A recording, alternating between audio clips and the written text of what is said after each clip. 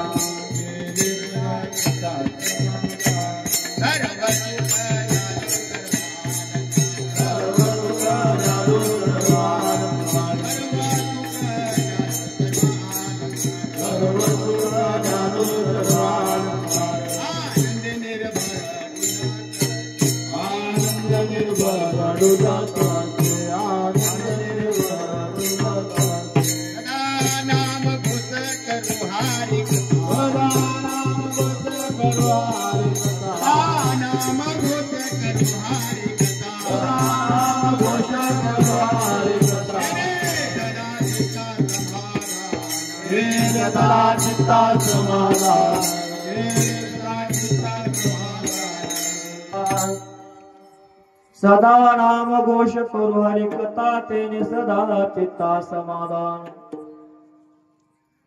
सर्व सुख ल्यालो सर्व अलंकार आनंदे निर्भर डुल्लत सो आसो ऐसा कोटे आठवचे नाही देहीच विदेही भोगुदशा सर्व सुख ल्यालो सर्व अलंकार आनंदे निर्भर डुलत सो तुका म्हणे आम्ही जाणवाग्नि रूप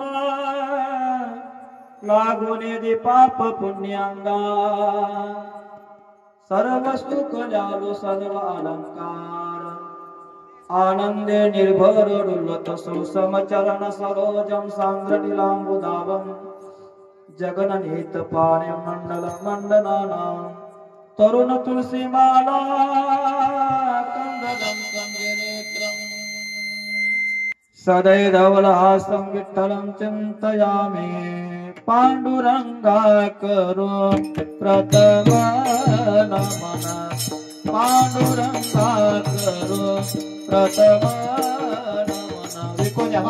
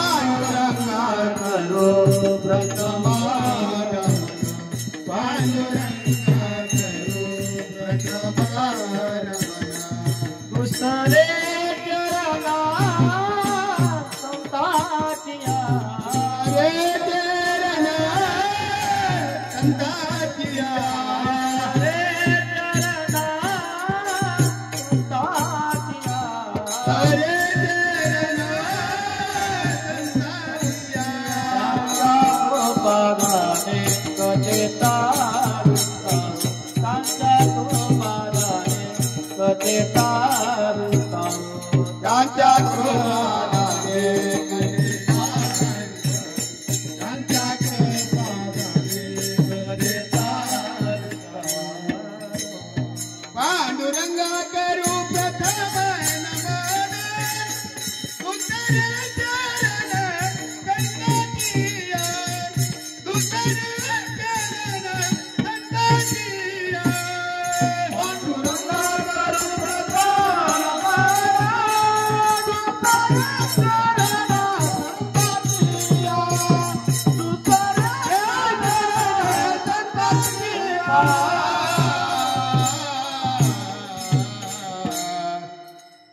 अलंकापुरी रम्य सिंहासनस्थं पदाम्भोज तेजस्फुरति प्रदेशं विधीन्द्रादिदेवै सदा स्तूयमानं समाधिस्थमूर्तिं भजे ज्ञानदेवम् ॐ नमो ज्ञानेश्वरा करुणाकरा दयाळा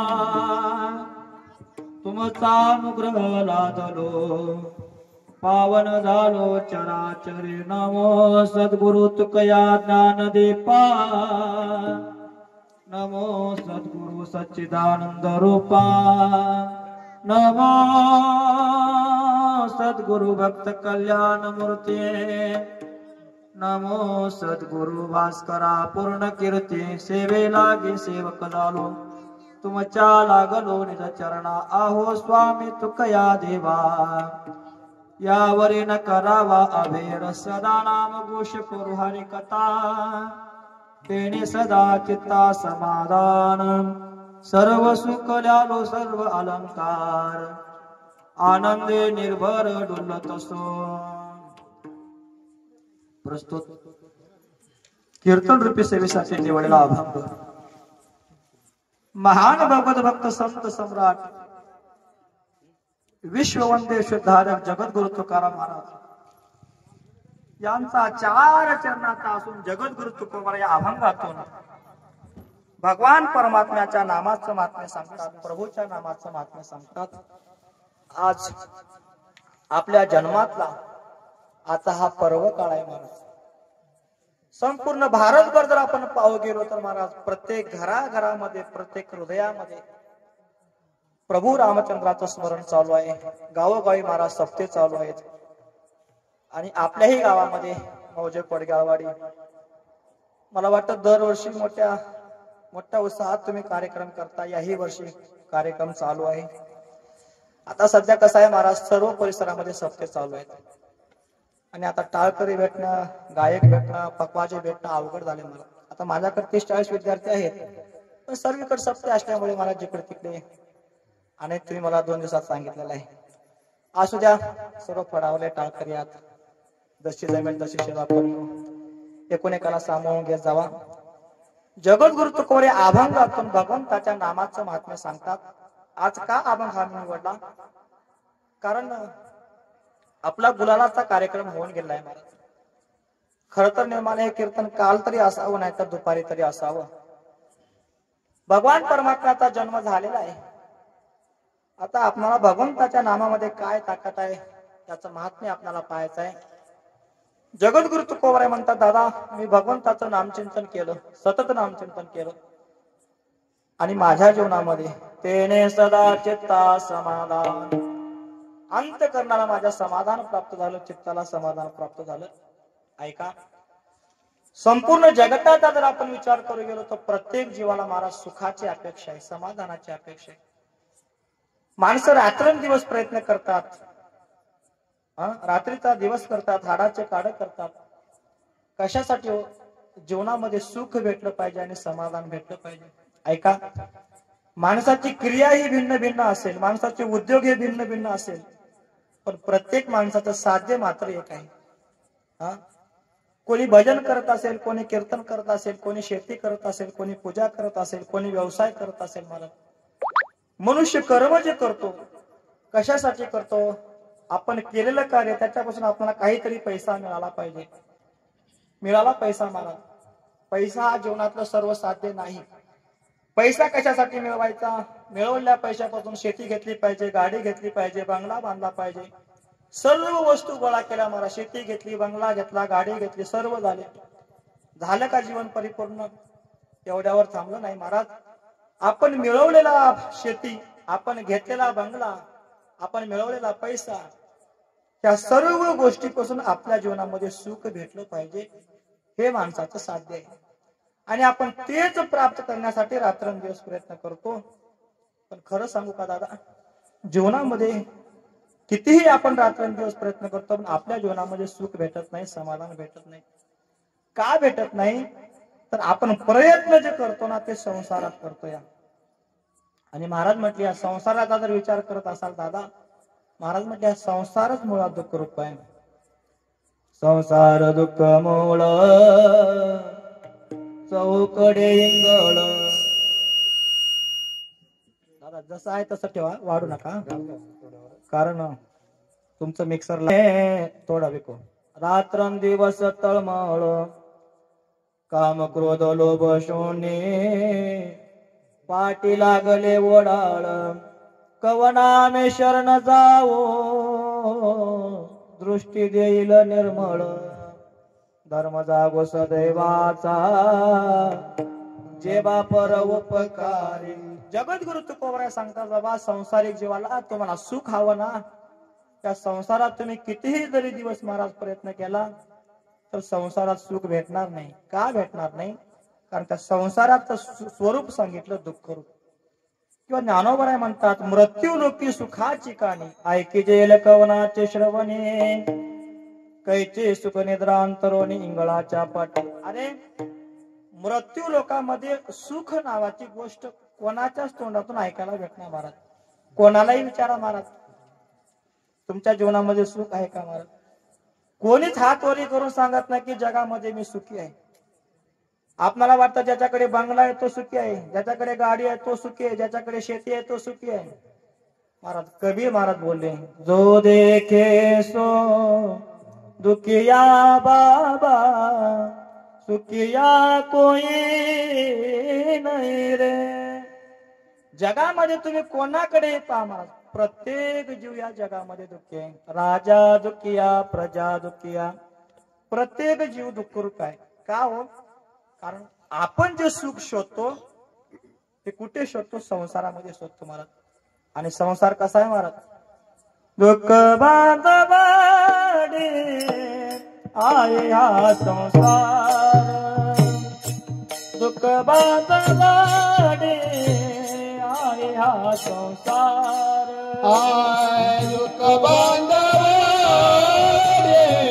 या संसारा दुःख बांधव रे आया संसारा सुखाचा विचार नाही कोणी सुखाचा विचार नाही कोणी दुःख बांधवानी आया संसार दुःख बांधवानी आया संसार आय तुमचा विचार नाही कोटे तुकाचा विचार नाही कोटे दुःख बांधवानी आया संसारा दुःख बांधवानी आया संसारा दुःख बांधवानी आया संसारा दुःखाचा विचार नाही कोटे दुःखाचा विचार नाही कोटे दुःखाचा विचार नाही कोटे दुःख बांधवानी आया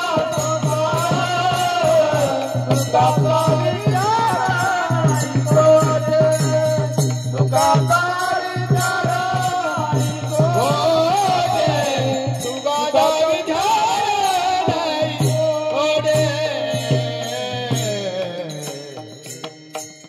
दुःख बांधवडी आया संसार सुखाचा विचार नाही कोटे महाराज म्हणतात ज्या संसारात तुम्ही सुख शोधताना दादा हा संसार हा मुळात दुःख रूप आहे आणि ज्या माणसाने दुःखाचा आश्रय घेतलेला आहे त्याच्या जीवनामध्ये सुख प्राप्त होईल का हो? तुम्हाला उदाहरण सांगतो दादा आमच्या गावामध्ये एक हापसा आहे बाबा हापसा कळतो ना इकडं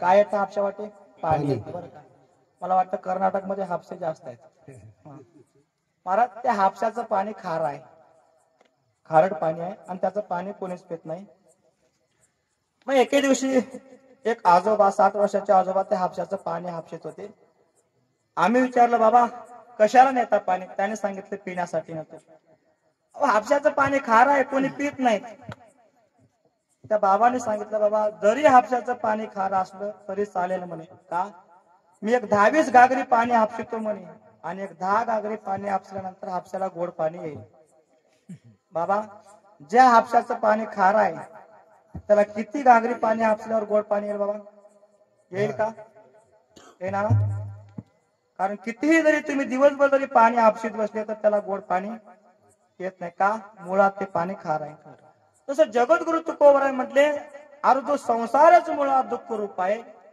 आणि अशा दुःख रूपी संसारात तुम्ही किती दिवस प्रयत्न केले म्हणजे तुम्हाला सुख भेटणार आहे नाही महाराज जन्माच्या जन्म जाता तुम्हाला सर्व सुखाची आशा जन्म गेला क्षण एक मुक्ती यत्न नाही केला हिंडता देशाशी ना पावाला माया वेष्टीला जीव माझा देवा सुखाच्या अपेक्षेमध्ये जन्माच्या जन्म गेले दादा पण आमच्या जीवनामध्ये सुख भेटलं नाही का महाराज म्हणते तुम्ही संसाराचा आश्रय केला दादा आणि संसार हा दुःख रूप असल्यामुळे तुम्हाला मला सुख भेटत नाही माणसाच्या जीवनामध्ये 2 कारणामुळे माणसाला सुख भेटत नाही एक माणसाचं साधन चुकलं महाराज आणि दुसरी गोष्ट माणसाची आशा वाढल्या म्हणून माणसाला सुख भेटत नाही पहिल्यांदा आपण साधनाचा विचार करू ज्या संसारापासून तुम्ही आम्ही सुखाची अपेक्षा करता संत महात्मा सांगतात हा संसार दुःख रूपी आहे म्हणून सुख भेटत नाही दुसरी गोष्ट सांगितली का माणसाला सुख भेटत नाही तर माणसाच्या अपेक्षा वाढल्या माणसाला कितीही विरोधी महाराज माणसं सुखी होत नाहीत बघा पूर्वीच्या लोकांना खायला अन्न भेटत नव्हतं महाराज 8-8 दिवस खायला तुकडा भेटत नव्हता अहो साधं भात खायला भेटत नव्हतं सणाला कुठेतरी लोक भात खायचे तरी पूर्वीचे लोक समाधानी होते महाराज आणि आज आपल्याकडे एवढं आहे महाराज एवढं आहे एवढी संपत्ती आहे एवढा पैसा आहे माणसाला खाण्यासाठी एवढं आहे पण जीवनामध्ये माणसं सुखी नाहीत बघा का कारण अपेक्षा वाढल्या महाराज माणसाच्या जशा जशा अपेक्षा वाढतील तसं तसं दुःख भोगावं लागतं संत महात्मे सांगतात किंवा शास्त्र सांगतात महाराज आशा हि परमम दुःखम नैराशम परमम सुखम दुःखाला जर कारण काय असेल तर अपेक्षा आहे बघा. आता अपेक्षा कसे वाढतात मी सांगतो महाराज.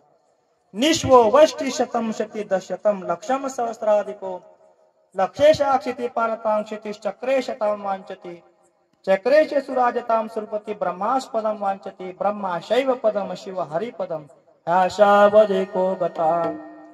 म्हणजे माणसाच्या अपेक्षा कशी वाटतात दादा. शास्त्र सांगतं निश्वो, ज्या माणसाकडे काहीच नाही, रोज एकाची मजुरी करतो, अशा माणसाला वाटतं देवा मला जर 100 रुपये मिळाले असते तर मी किती सुखी झालो असतो.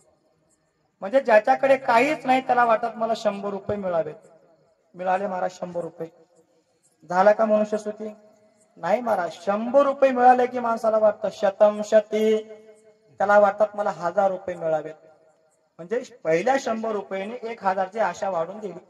त्याला वाटतं मला 1000 रुपये मिळाल्यानंतर मी किती सुखी झालो असतो. मिळाले महाराज 1000, आता तरी सुखी बाबा नाही महाराज. दशशतम, त्याला वाटतं मला 10,000 रुपये भेटावेत. मिळाले महाराज. आता तरी लक्षम, त्याला वाटतं मला लाख रुपये भेटावेत, कोट्यावधी रुपये भेटावेत. आता याच्या पुढचं उदाहरण दिलं संत महात्म्याने. अहो साधा ग्रामपंचायतचा सरपंच आहे, सरपंच म्हणतात ना तुमच्या भागात कर्नाटकमध्ये, हा साधा ग्रामपंचायतचा सरपंच आहे. सरपंचाला काय वाटतं महाराज, आपण पंचायत समितीमध्ये निवडून आलं पाहिजे, हा म्हणजे जिल्हा परिषदेला निवडून आलं पाहिजे महाराज.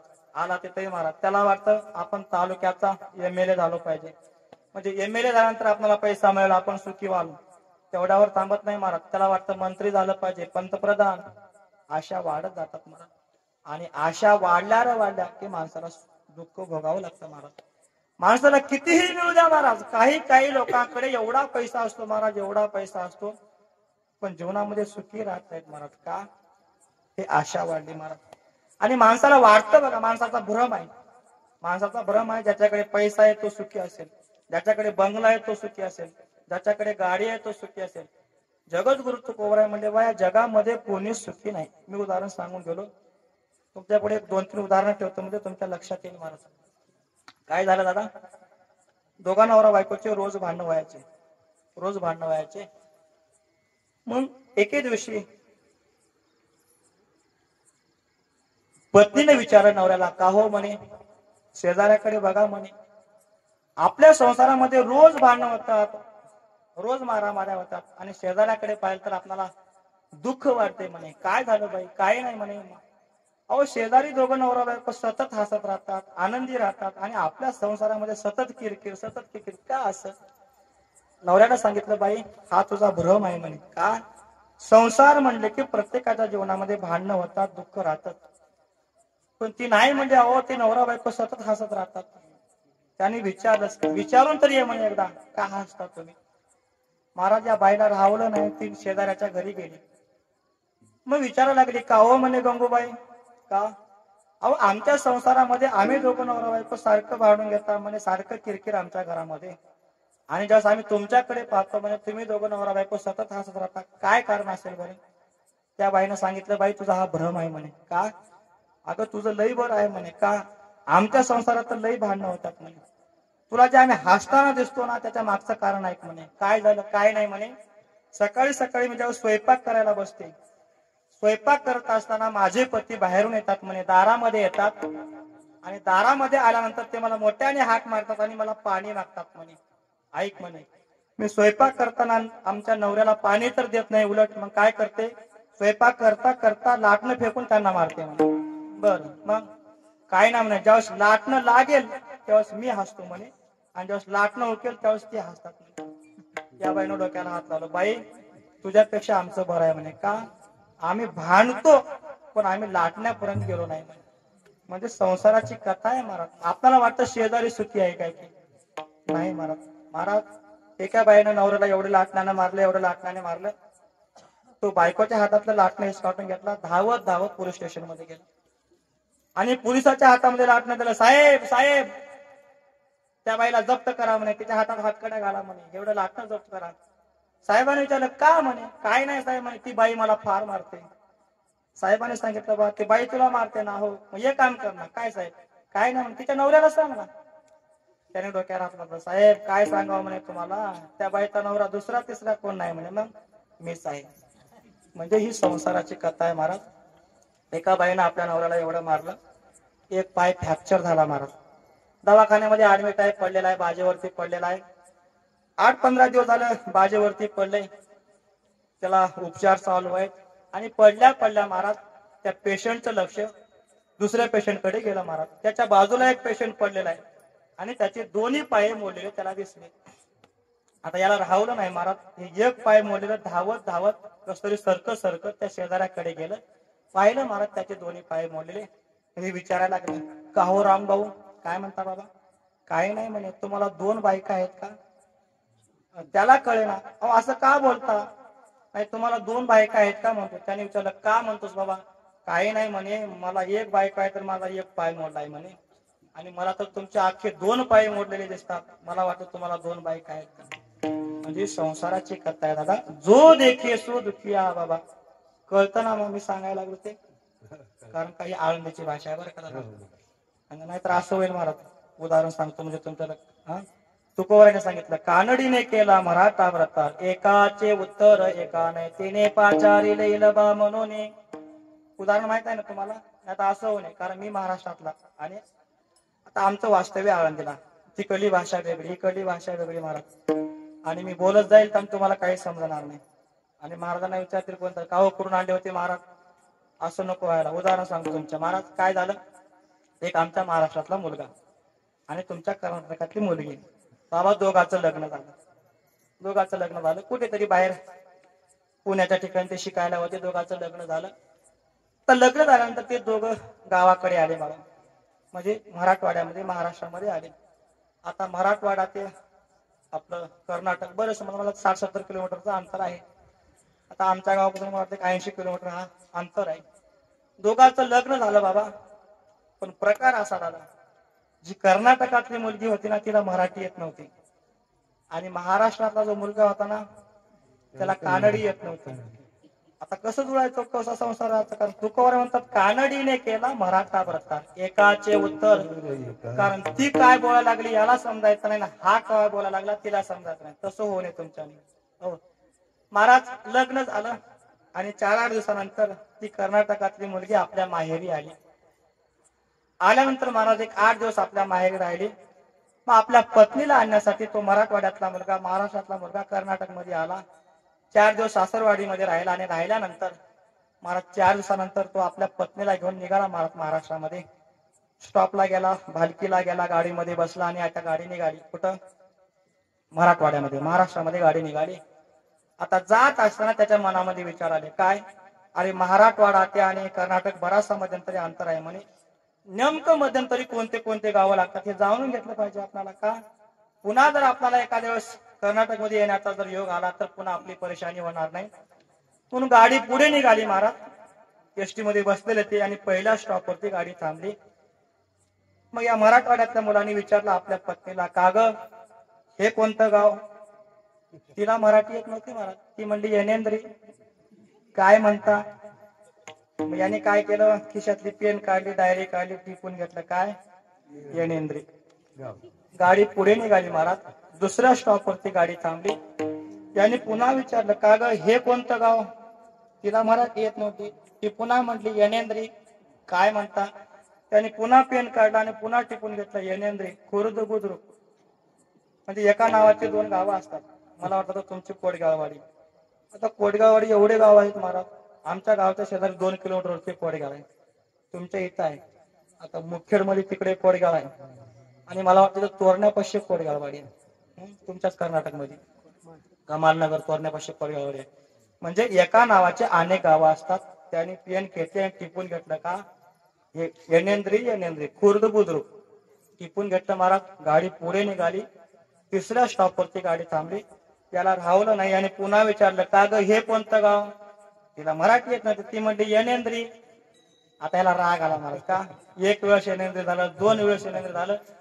तिसऱ्या वेळेस ज्यावेळेस पत्नीने म्हणलं येणेंद्री, काय म्हणतात? घे काना खायला लावली महाराज. पड पुण्या. ती म्हणली यागबर्दरी. का मारलं? तो म्हणला पहिलंच म्हणली असती यागबर्दरी तर कशाला मारलं असतं. पुन्हा पेन घेतलं महाराज. पुन्हा टिपून घेतलं. या गावचं नाव का झालं दादा असं?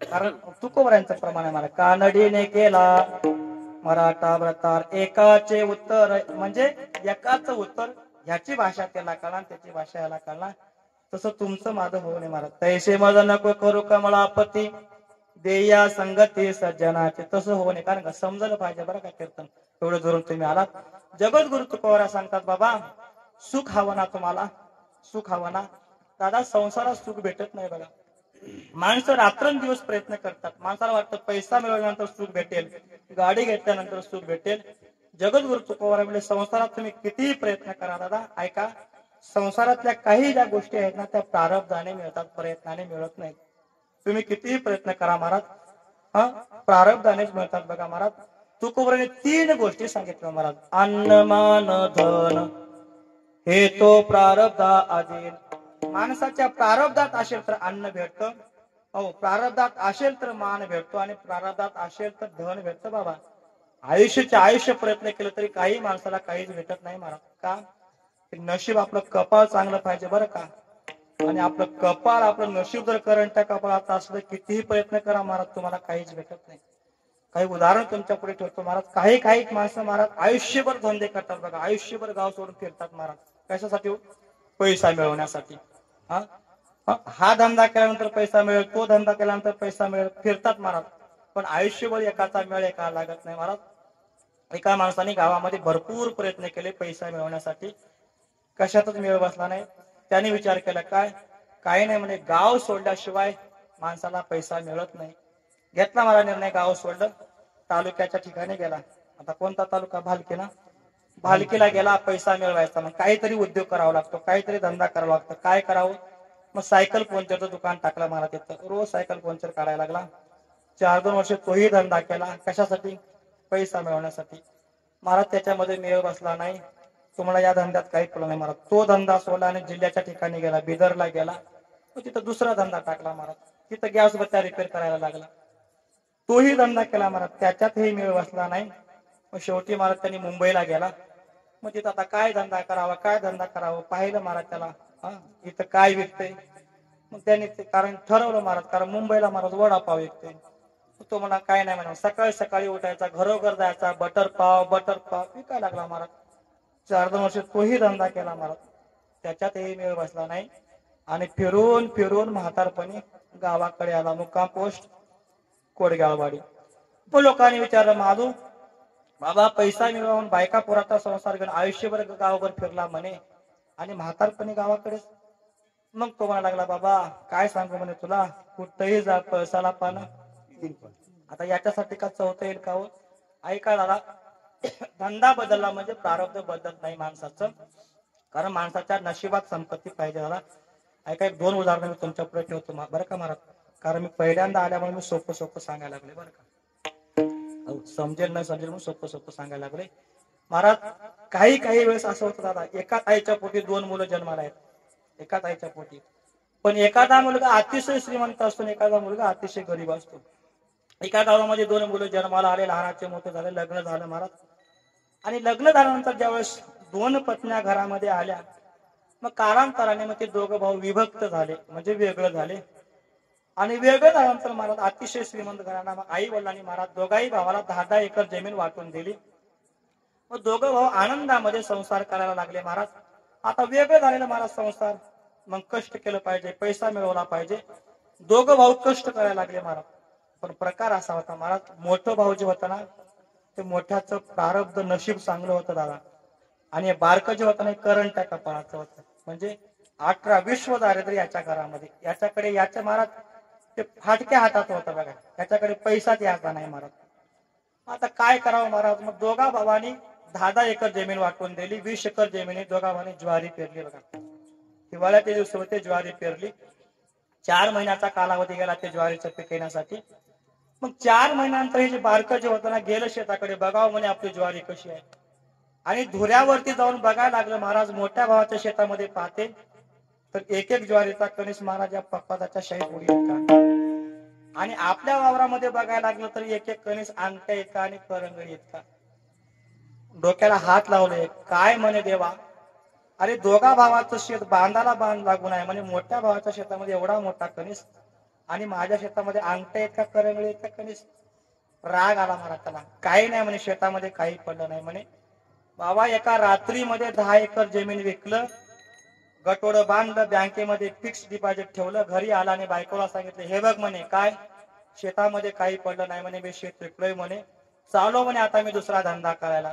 निघालं महाराज. आता ऐका, धंदा बदलला म्हणजे माणसाचं नशीब बदलत नाही, प्रारब्ध बदलत नाही.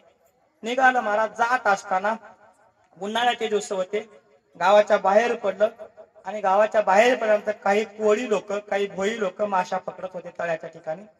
तेवढ्यामध्ये हे तिथं गेला आणि विचारलं, बाबा काय करता, कसा आहे तुमचा धंदा? तर त्या कोळी लोकांनी सांगितलं, काही नाही म्हणे, सोपा धंदा आहे म्हणे. का?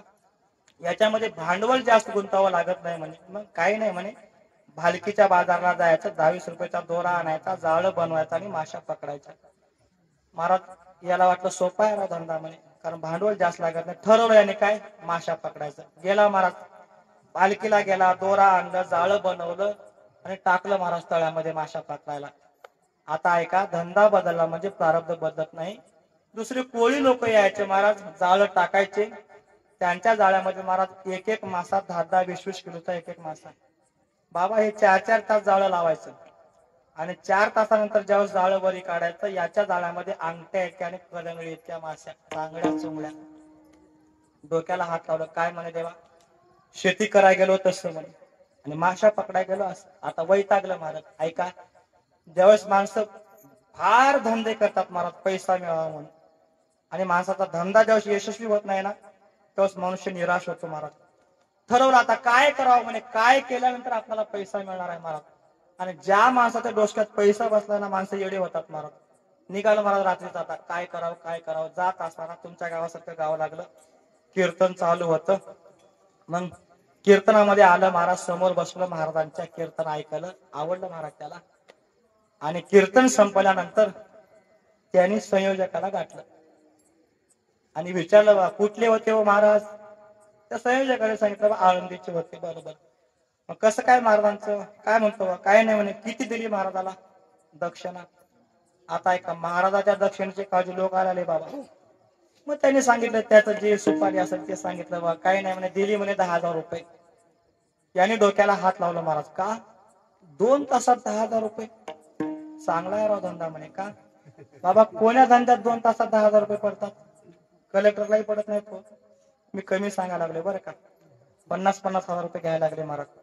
अरे चांगला आहे राव धंदा म्हणे महाराज लोकांचा. का 2 तासात 10,000 रुपये? ठरवलं महाराज त्यांनी काय, महाराज व्हायचं आता. मग महाराज प्रयागराजला कुंभमेळा चालू होता, तेवढ्यामध्ये हा तिथे गेला. आता महाराज कधी होतो? थोडं धोतर घातलं, कमरेला दस्ती बांधलं म्हणजे थोडंच महाराज होतं महाराज. त्याला 10-10 वर्ष आंध्रा जाऊन घासावं लागतं, संस्कृत शिकावं लागतं, तेव्हा काहीतरी बोलायला येतं. महाराज गेलं कुंभमेळ्याला. ते आता कुंभमेळ्यामध्ये अनेक प्रकारचे विचित्र विचित्र साधू महाराज, जसं आपल्या वारकरी संप्रदायामध्ये अनेक प्रकारचे फळ पद्धत असते, तसं कुंभमेळ्यामध्ये अनेक प्रकारचे आखाडे असतात. आता काही साधू उघडे भोप महाराज, काही झाडाला उलट टांगला, काही अंगाला राख लावलेली महाराज, काही काही तर साधू काट्यावरती झोपलेले महाराज. आता तुम्ही युट्यूब वरती बघला असेल महाराज, त्या कुंभमेळ्यामध्ये अनेक प्रकारचा महाराज. महाराज काही काही साधू विनाकारण ते असे काटे आतरायचे आणि काट्यावरती झोपायचे. लोक त्यांना बघून पैसे टाकायचे महाराज. म्हणजे पैसा कमवण्यासाठी वेगळं वेगळं सोंग घेतात महाराज. कारण तुकोबाला सांगणार, ऐसे कैसे झाले बंधू कर्म करोनी म्हणती साधू. म्हणजे हा पैसा कमवण्याचा एक मार्ग आहे महाराज. हा गेला कुंभमेळ्यामध्ये गेला. आता त्याला काय बनायचं? साधू बनायचंय. 10 साधू लोक बसले होते, त्याच्यात गेला, साष्टांग दंडवत घातला आणि विचारलं, बाबाजी आपका धंदा? त्यांनी सांगितलं, हमारा धंदा बिगर भांडवली धंदा म्हणे, इथं काहीच लागत नाही म्हणे. काय काय नाही म्हणे, भव्य कपडे धारण करायचं, अंगाला राख लावायचं, साधू बनायचं म्हणे. रोज गावरान तुपातला शिरा खायला भेटतोय म्हणे. लोक येतात, पाया पडतात, दक्षिणा देतात. त्याला आनंद वाटला महाराज, आता साधू व्हायचं. अंगावरचे पांढरे कपडे काढले, भगवे कपडे धारण केले, हो, आणि बसला महाराज त्या कुंभमेळ्याला. महाराज जेव्हा हा इथं आला होता ना, तर पैशाच्या चिंतेने असा वाळून गेला होता महाराज, अगरबत्ती सारखा होता. आता 4 महिने तो कुंभमेळा बाबा. आता 4 महिने रोज गावरान तुपातला शिरा खायचा महाराज, पंचपक्वान खायचा, श्री बालाजी ताबे. म्हणजे श्री म्हणजे श्रीखंड, बा म्हणजे बालुशाही, ला म्हणजे लाडू. महाराज एवढं खाऊन खाऊन 4 महिन्यानंतर कुंभमेळा संपला महाराज. त्याच्याकडे पाहिलं, चांगला 100-125 किलो वजनाचा झाला बघा मला. धीरेने घेर धरला, एक एक गाल सफरचंदासारखा, टमाटासारखा चमकायला लागला. लोक यायचे, पाया पडायचे, दक्षिणा द्यायचे. 7 लाख रुपये दक्षिणा जमले. किती? 4 महिन्यामध्ये. आनंद वाटला महाराज त्याला. बस म्हणा, कृत्य कृत्य झालो, इच्छा केली ते पावलो. बस मिळाला आपल्याला पैसा, म्हणजे आता काही लागत नाही. कुंभमेळा संपला. हा निघाला महाराज त्या साधू लोकांसोबत. जात असताना एका गावामध्ये रात्रीला मुक्काम पडला आणि विचार करायला लागला, जमवलेला पैसा काय करायचा. त्या गावापासून एक 4 किलोमीटर वरती या साधूचं गाव होतं. त्याने ठरवलं, जेवण झाल्यानंतर ठरवलं, सर्व साधू लोकांना झोपून द्यावं, आपल्या घरी जावं, हा पैसा आपल्या बायका पोरांना द्यावा आणि पुन्हा या साधू लोकांसोबत दुसऱ्या कुंभाला दुसरी दक्षिणा गोळा करायला तयार ठरवलं. महाराज रात्रीची वेळ सर्वांना झोपून दिलं आणि रात्री 12 वाजता हे निघालं बघा. 7 लाख रुपयाचं गटोडं बांधून निघालं महाराज घरी. आता ऐका, मी काय सांगितलं होते, करंट्या कपाळाचं होते, त्याच्या नशिबात संपत्ती नव्हती. रात्री 12 वाजता निघालं महाराज. जात असताना वाटेमध्ये 10 चोरांनी याला अडवलं. काय साधू बुवा तुमच्याकडे? त्याने सांगितलं, मी साधू आहे म्हणे बा, माझ्याकडे काय असतं. त्याने सांगितलं, काय आहे ते दाखवा अगोदर महाराज. आणि 4-2 चोरांनी हात धरले, झडती घेतली, 7 लाख रुपये दक्षिणा निघाली महाराज. एवढा राग आला त्या चोराला. का? पैसा असून खोटं बोलायचा एकपट राग आणि साधू असून खोटं बोलायचा दुप्पट राग. महाराज त्याच्याच मुंगीने त्याचे पाय बांधले, झाडाला उलटा टांगला, काळा निळा होईपर्यंत मारला आणि 7 लाख रुपयाचं गटोडे घेऊन चोरून निघून गेले. आता रात्रभर त्या झाडाला बोंबलायला लागलं. आता रात्रीला कोण सोडतंय? सकाळची वेळ झाली. एक मनुष्य बहिर दिशेला आलेला होता. त्याने पाहिलं महाराज कुणीतरी झाडाला साधूला बांधलाय. ते बोंबलतच गावामध्ये गेलं. अरे धावा म्हणे, कुणीतरी साधू आलाय गावामध्ये, त्याला मारलेला आहे, कुणीतरी बांधले महाराज. आता असलं महाराज सोंग आलं की अख्खं गाव जमतं बघा. कीर्तनामध्ये महाराज आपण 8 दिवस अनाउन्सिंग करतो, याचं कीर्तन आहे, त्याचं कीर्तन आहे. एवढं मोठं गाव, पण लोक 100 बी येत नाहीत महाराज. पण गावामध्ये एखादं सोंग यावं महाराज, अख्खं गाव जमलं महाराज. गावातले प्रतिष्ठित लोक पुढे आले, साधूला झाडाचं सोडलं, खाली आसन टाकलं, त्यांना बसवलं. मग आता गावातले लोक त्याची विचारपूस करायला लागले, बाबाजी क्या हुआ बाबाजी, हे सब कैसा हुआ बाबाजी. ऐका, आता तो सांगायला लागला काय झालं महाराज. मग कार्यकर्त्यांनी सांगितलं, सर्व खाली बसा म्हणे. मग लहान लहान मुलांना समोर बसवलं, त्याच्यानंतर मोठ्यांना बसवलं, सर्व लोक खाली बसले. मग साधू बोलायला लागला महाराज. मग कार्यकर्त्यांनी विचारलं, बाबाजी ये सब कैसा हुआ बाबाजी. मग त्याने सांगितलं, देखो मेरे बेटा ये सब ऐसा हुआ म्हणे. कैसा हुआ? खेती किया तो लांगा लुंगा, मच्छी पकडा तो झांगा झुंगा, साधू बना तो उलटा टांगा. आता धंदा कोणता करू तुम्ही सांगा म्हणे कीर्तन ऐकणारे. म्हणजे शेती करायला गेलो, कशासाठी? पैसा मिळावा. खेती किया तो लांगा लुंगा, अंगठ्या इतका आणि करंगळी इतका त्याच्यातही काही पडलं नाही म्हणे. तो धंदा सोडला म्हणे, पैसा मिळून माशा पकडायला लागलो, मच्छी पकडा तो झांगा झुंगा, त्याच्यातही काही पडलं नाही दादा. आणि सर्व सोडून साधू झालो म्हणे. तर साधू बनातो उलटा टांगा. चोराने रात्रभर मारले म्हणे. बाबा सांगा म्हणे, आता कीर्तन ऐकणारे, आता धंदा कोणता करू सांगा. तुकोबर आहे म्हणजे आयुष्यभर जरी धंदे केला ना, तुला धन भेटणार नाही. का? महाराज म्हटले, प्रारब्धेची जोडे धन, प्रारब्धेची वाडे मान. दादा या गोष्टी प्रारब्धात असेल तरच मिळतात, नाहीतर मिळत नाही. का माणसाला सुख भेटत नाही हो? प्रयत्न करून का भेटत नाही? कारण संसारामध्ये दादा प्रारब्ध अनुकूल पाहिजे बघा. प्रारब्ध अनुकूल असं तर मिळतं. आता अलीकडे काय झाले मला, लोक प्रारब्धवाद मानायला तयार नाहीत. आणि माणसाचं प्रारब्ध असा आहे दादा, तुम्ही कुठेही जा, माणसाचं कर्म कधी माणसाला सोडत नाही बघा. माणसं खुशाल कर्म करतात, तो सुख दुःखाचा विचार करत नाहीत, पाप पुण्याचा विचार करत नाहीत. पण माणसाला कर्म कधी सोडत नाही दादा. कितीही जन्म घ्या, तुम्हाला ते कर्म भोगावं लागतं बघा. आमचे गुरुजी उदाहरण सांगायचे महाराज. महाराज म्हटले, कर्माची या भेने निघाला दुपारी, कर्म प्राप्त काळी जाऊन बैस. एक माणूस कर्माला घेऊन दुपारच्या गाडीला निघाला, पण त्याचं कर्म सकाळच्या गाडीला तिथं हजर. आता याच्यावरती एक उदाहरण सांगतो, म्हणजे तुमच्या लक्षात येईल महाराज. म्हणजे माणसाचं कर्म कधी माणसाला सोडत नाही. माणूस कर्माला घेऊन दुपारच्या गाडीला निघाला. कसं माणसाला कर्म सोडत नाही? उदाहरण आहे का? काय झालं बाबा, एका माणसाच्या घरी त्याची बायको रोज पिठलं करायची बाबा, रोज पिठलं. पिठलं कळतं ना इकडं? पिठलं म्हणतात ना बाबा तुमच्या भागात? रोज पिठलं करायची. जेवायला बसला की पिठलं समोर यायचं. सकाळी पिठलं, रात्री पिठलं, सकाळी पिठलं, रात्री पिठलं. जेवायला बसला की पुढे यायचं पिठलं, आणि पिठलं खाऊन याचं मन विठलं महाराज. 1-2 दिवस नाही हो, बायकोनं महाराज चातुर्मासच केला पिठल्यावरती. 4 महिने बाई रोज पिठलं करायचे. किती दिवस खाणार आहे माणूस? रागावर बाबा. तापड होतं, रागावलं. आला महाराज घरी जेवायला बसला आणि पिठलं समोर आलं की पिठाचे ताट बाजूला सारले आणि बायकोला म्हणला, काय ग काही कळत नाही का म्हणे तुला, काय झालं? काय नाही म्हणे, 4 महिने झालं म्हणे रोज करते पिठलं, का घरामध्ये दुसरी डाळी नाहीत का? महाराज बायको याच्यापेक्षा काकण चढ होती. तिने सांगितलं, हे बघा म्हणे, काय आम्ही ठरवलंय म्हणे. काय ठरवलंय? कारण 4 महिने रोज करायचं पिठलं, खा वाटलं खावा नाही तर मरा म्हणे. आता काय चालणार आहे बायको पुढे? महाराज रागावला, आता काय करावं देवा म्हणे, आता पिठलं काही आपली पिच्चा सोडत नाही. त्यांनी सांगितलं बायकोला, हे बघ म्हणे, काय मी चालू म्हणे उद्या सकाळी, कुठं? तालुक्याच्या ठिकाणी भालकीला चालू म्हणे. माझा मित्र अतिशय श्रीमंत आहे म्हणे, रोज पंचपक्वान खातोय म्हणे, चालू म्हणे 4-2 दिवस त्याच्याकडे राहून येतो म्हणे, कारण रोज पिठलं खाऊन कंटाळा आलाय म्हणे. महाराज ताट बाजूला सारली, तसंच उपाशी राहिलं. महाराज गोदडी घेतली, पांघर आणि झोपलं. महाराज आता झोप लागते होय, कारण 4 महिने महाराज ते पिठलं झोपलं. महाराज झोप लागायची नाही, गोदडी पांघरले की गोदडी मधून पिठलं दिसायला लागलं. काय करावं म्हणे देवा, हे पिठलं काय आता आपली पिच्चा सोडत नाही. पुन्हा उठायचं महाराज, गोदडी काढायचं, पुन्हा उठायचं, इकडं तिकडे फिरायचं, मग डोळे झाकायचे. मग अजून झोप यायला लागले की पुन्हा बाजेवरती पडायचं, पुन्हा गोदडी पांघरून घ्यायचं. गोदडी पांघरले की पिठाची ताट पुढे समोर, पुन्हा पिठलं दिसायला लागलं. देवा हे पिठलं काय आता आपली पिच्चा सोडत मला. कसं तरी रात्र काढली बघा त्याने. रात्र काढली, सकाळ झाली.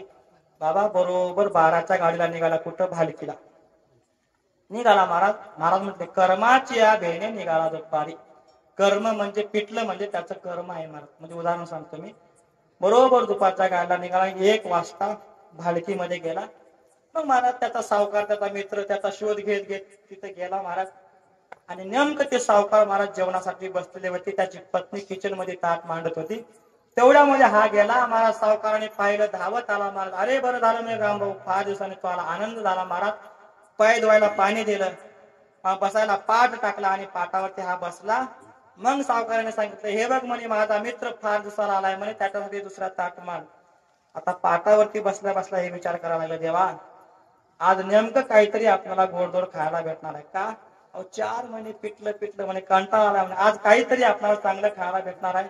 महाराज मनातल्या मनात विचार करायला लागलं. महाराज पण अजून विचार करायला लागलं, महाराज नेमकं काय भेटणार आहे बघा, श्रीखंड भेटणार आहे का, आम्रखंड भेटणार आहे का, लाडू भेटणार आहे?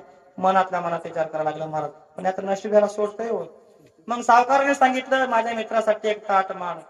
मग महाराज सावकाराच्या पत्नीनं 2 ताटा मांडून आणल्या आणि त्याच्या समोर असं ठेवलं. महाराज हे एवढाले डोळे वटारून बघायला लागलं. पाहते तर काय, ज्वारीची भाकर, पिठलं, एवढं तळतळ. तो म्हणला, अरे पिठल्या, तुझ्यावर माझं मन भेटलं, पण सकाळी घर सुटलं तरी तू मला गाठलं. तेच पिठलं. महाराज ताड बाजूला सारे तडकन उठला. रे तुला तरी कशी लाज वाटत नाही म्हणे. बाबा अख्खा चातुर्मास्या पिठल्यावरती काढलाय म्हणे, खाऊन कंटाळा आलाय म्हणे, आणि तुझ्याकडे काहीतरी गोडधोड खायला भेटेल म्हणून मी आलो, तू नेमकं केला पिठलं, त्याने मला गाठलं म्हणे. त्या सावकाराने सांत्वन केलं, हे बघ म्हणे, काय नाही म्हणे, गोड खाऊन माझा शुगर वाढलाय म्हणे. आणि डॉक्टरने सांगितलं काहीतरी तिखट खाल्लं. मी पत्नीला सांगितलं काहीतरी खमंग कर, तिने केलं पिठलं, त्याने तुला गाठलं, खा म्हणे गपचूप. काय बघता माय, गपचूप खाऊ लागलो. मी काय सांगत होतो, कर्माची या भेणे निघाला दुपारी. म्हणजे पिठलं म्हणजे त्याचं कर्म. महाराज पिठल्याला कंटाळून दुपारच्या गाडीला निघाला, पण कर्म प्राप्त काळी जाऊन बैसे. ते कर्म महाराज त्याच्या अगोदर तिथं आदर. माणसाचं कर्म कधी माणसाला सोडत नाही बघा. जगद्गुरु तुकोबाराय का तुम्हाला आम्हाला संसारात सुख भेटत नाही महाराज? कारण संसारातल्या काही गोष्टी या प्रारब्धाने असतात. माणसाला वाटतं पैसा मिळाल्यानंतर सुख भेटेल, शेती घेतल्यानंतर सुख भेटेल, गाडी घेतल्यानंतर सुख भेटेल. महाराज म्हणजे कितीही जरी तुम्ही साधन गोळा केले, या साधनापासून सुख तुम्हाला भेटत नाही, पण हे साधन तुमच्या जीवनामध्ये दुःख देणारे आहेत. मग तुकोबाराय आमची इच्छा अशी आहे महाराज, आम्ही रात्रंदिवस प्रयत्न करतो, आमच्या जीवनामध्ये सुख नाही, एवढे साधन असून. आणि महाराज आम्ही तुमच्याकडे ज्यावेळेस पाहतो, जगद्गुरु तुकोबाराय तुमच्याकडे काहीच नाही ना महाराज. ऐका ना, काय महाराज खायला अन्न नाही महाराज. तुकोबाराकडे खायला अन्न नाही. स्वतःची पत्नी घरामध्ये अन्न करून तडपते महाराज. स्त्री एक अन्न करिता मेले.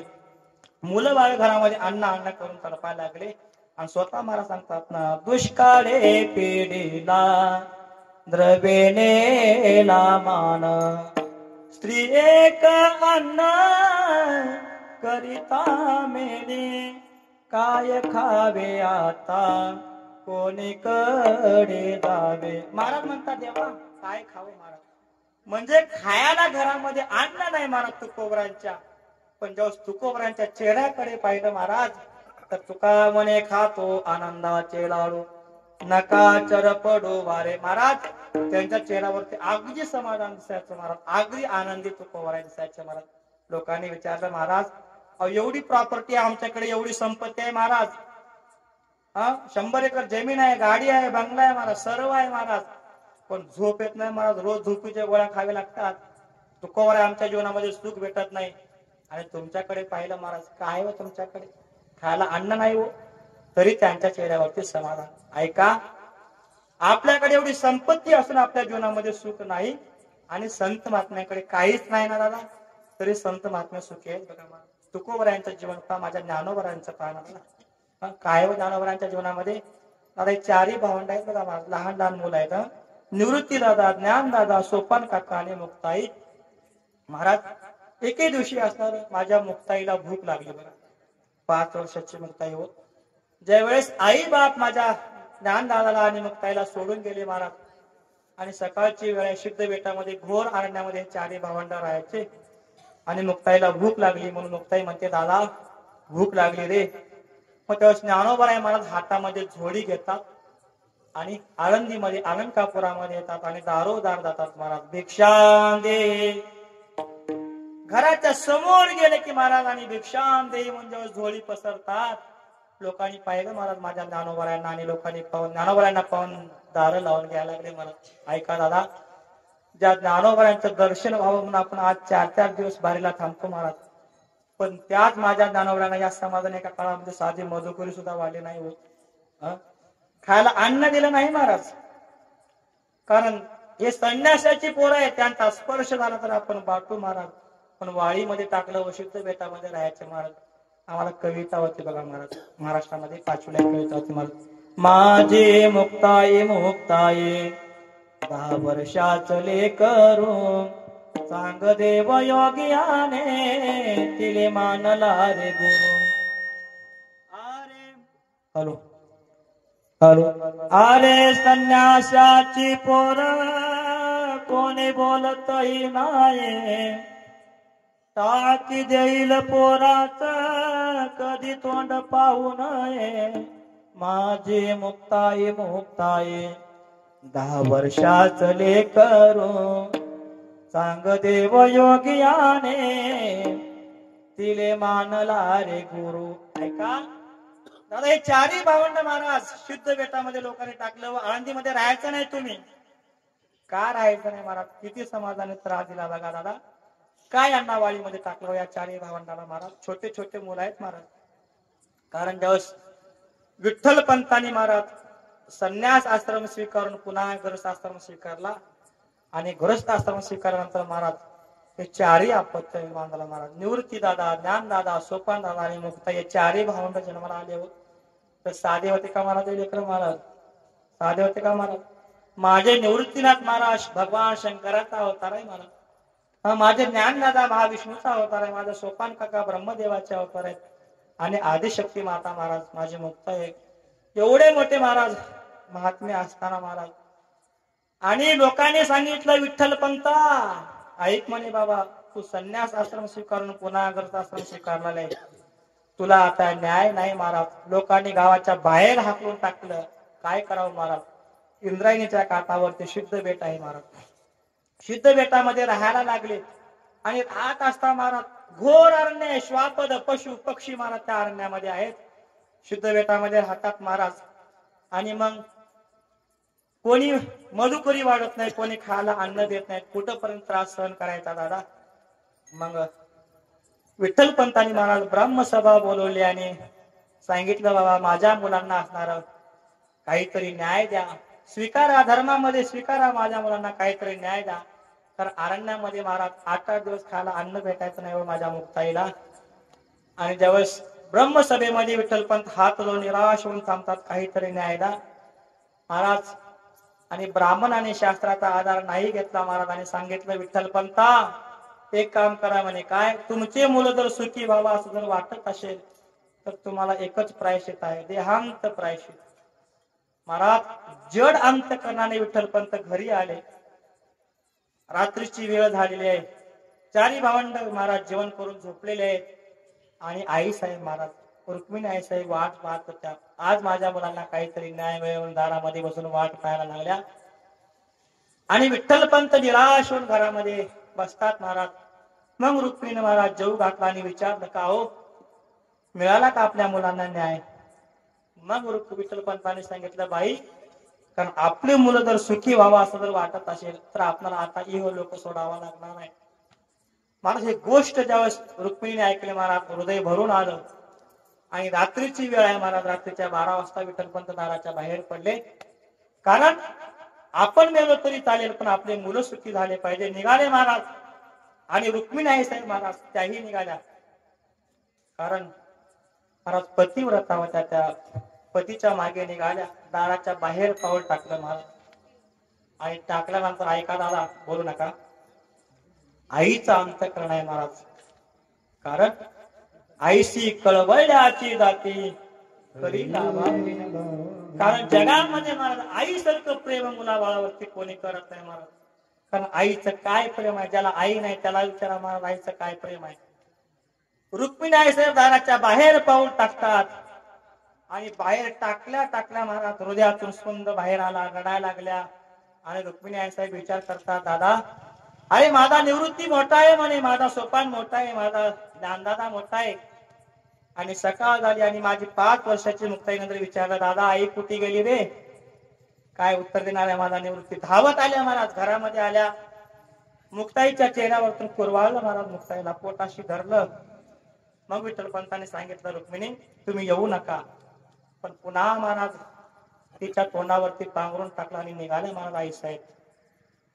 इंद्रायणीच्या काठेवरती येतात आणि इंद्रायणीमध्ये उडी मारून महाराज दोघं जीवन संपवतात.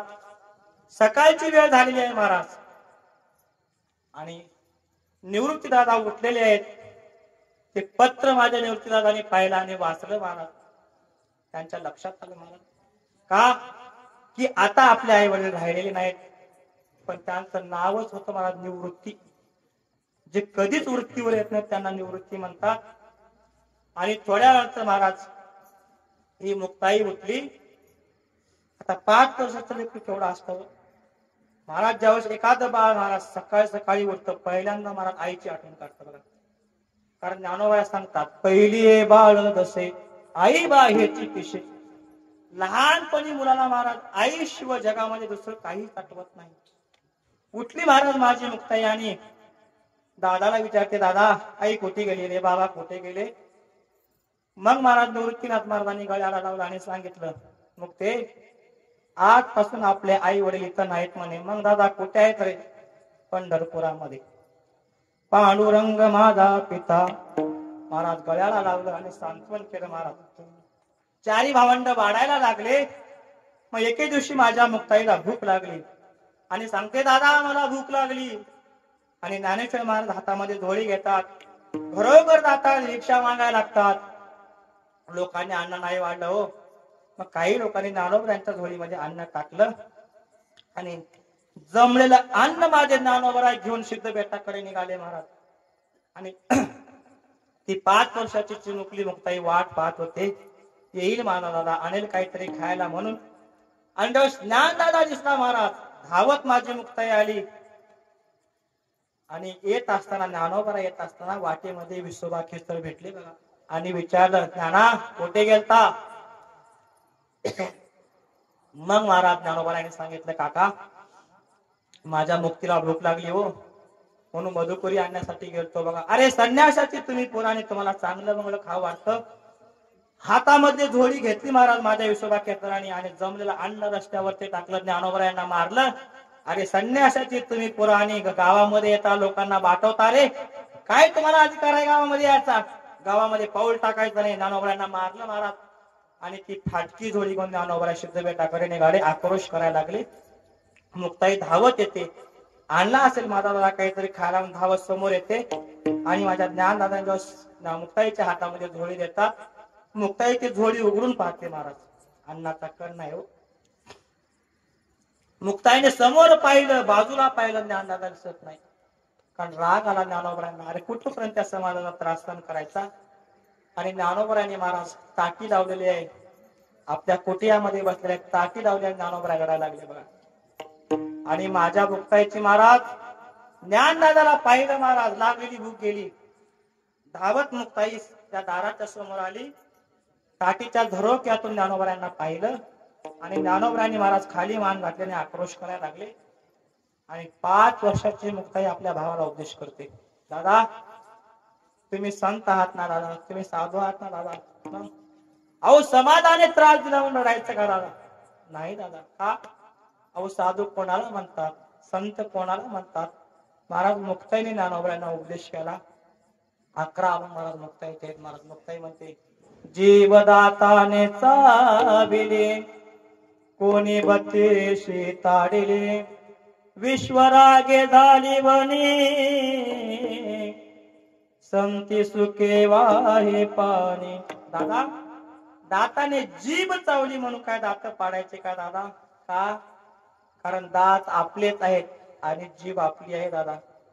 कारण स्वतःची जीभ स्वतःच्या दाताने चावली म्हणून जसं माणसं दात पाडत नाहीत ना दादा, तसा आज समाज अज्ञानी आहे दादा. समाजाला कळत नाही संत कोण असंत कोण कळत नाही दादा. आणि समाजाने त्रास दिला म्हणून त्यांच्यावरती रागावं का? क्षमा करा दादा. काम क्रोध मागे सारा ताठी उघडा ज्ञानेश्वरा. सांत्वन करते महाराज 5 वर्षाची मुक्ताई. मग ज्ञानोबराय ताटी काढत नाहीत हे मुक्ताईच्या लक्षात आलं. आणि मुक्ताई आपल्या दादाला उपदेश करते, दादा ऐका म्हणे दादा, तुम्ही संत आहात ना, तुम्ही साधू आहात ना. संत कोणाला म्हणतात, साधू कोणाला म्हणतात? मुक्ताई सांगते महाराज, संत तोटी जाना जगी, संत तोटी जाना जगी रे, संत तोटी जाना जगी रे, संत तोटी जाना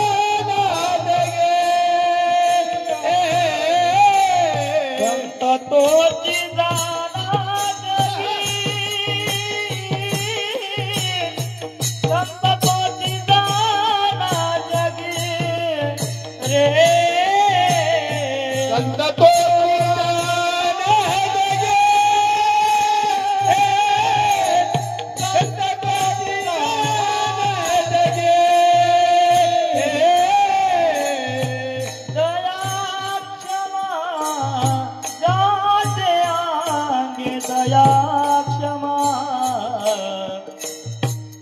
जाते आंगे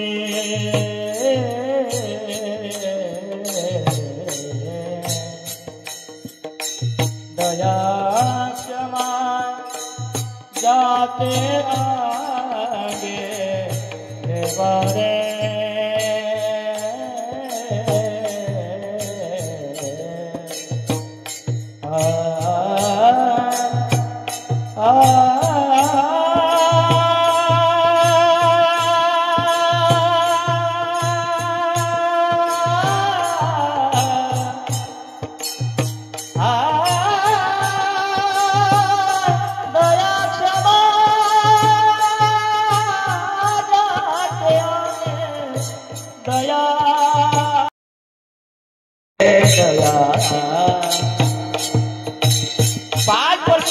आपल्या दादाला उपदेश करते, दादा तुम्ही संत आहात ना दादा, तुम्ही साधू आहात ना दादा. आणि समाजाने त्रास देऊन रडता दादा. नाही दादा, रडायचं नाही. का? संत त्याला म्हणतात, योगी त्याला म्हणतात, योगी पावन मनाचा साहे अपराध जनाचा. दादा समाजाने कितीही त्रास दिला तरी त्याच्यावरती क्षमा करणं, त्याच्यावरती दया करणं दादा, त्याला साधू म्हणतात, त्याला संत म्हणतात ना दादा. सर्व संत महात्म्याचं तुमचं वर्णन करतात. तुम्ही संत आहात, तुम्ही आई आहात, तुम्ही योगी आहात, तुम्ही मायबाप आहात दादा. आणि समाजाने त्रास देऊन राहिला दादा, तुम्हाला शोभत नाही दादा. दादा हा क्रोध बाजूला सारा, ताटी उघडा दादा, ताटी उघडा